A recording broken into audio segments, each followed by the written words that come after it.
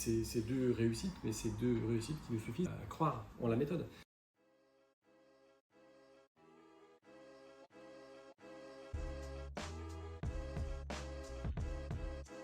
On a mis 4-6 mois à lui faire admettre que son prix n'était pas le bon. On a baissé le prix à 159, on n'a toujours pas trouvé preneur. Elle s'opposait à la vente interactive, on a réussi à faire la vente interactive avec un prix de départ, je crois, à 120. On a eu une offre à 152, donc pile poil dans l'estimation, et donc elle a accepté.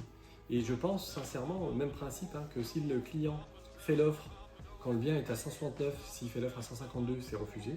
Quand le bien est à 159, elle fait l'offre à 152, ce sera refusé.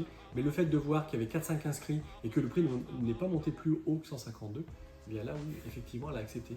Donc ces deux exemples, nous, c'est deux réussites, mais c'est deux réussites qui nous suffisent à croire en la méthode. Après, ça marche pas toujours. L'exemple, on avait un appartement à 359, aujourd'hui il est à 299, donc on a baissé de 60 000 € le prix. Mais c'est aussi la vente aux enchères qui nous a permis de baisser le prix, parce que la vente aux enchères, il y a eu 0 retour. Donc le message était clair, le prix était trop élevé. Tant que le marché restera un marché d'acquéreurs, cet outil aura réellement un grand intérêt. Et puis si on revient sur des belles années comme on a connu il y a 2 ou 3 ans en arrière,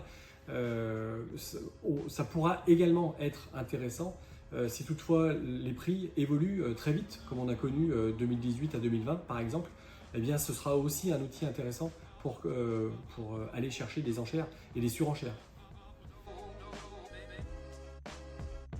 En 2019, à Lyon, les prix ont atteint 10 000 € du mètre. 10 000 € du mètre, c'était complètement impensable pour les Lyonnais. On voyait ça qu'à Paris. Et puis on a une collègue FNIM qui avait rentré un studio, boulevard des Belges, certainement la rue la plus chère de Lyon. Et un studio, le prix au mètre carré du studio est exponentiel par rapport à des grandes surfaces.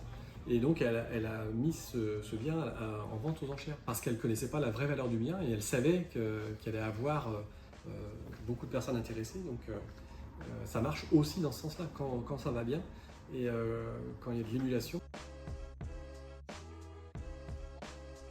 Pour nous, le mandat de vente avec une vente interactive est relativement simple. On travaille avec Modelo et Modelo nous propose effectivement une solution de mandat de vente avec une option de vente aux enchères.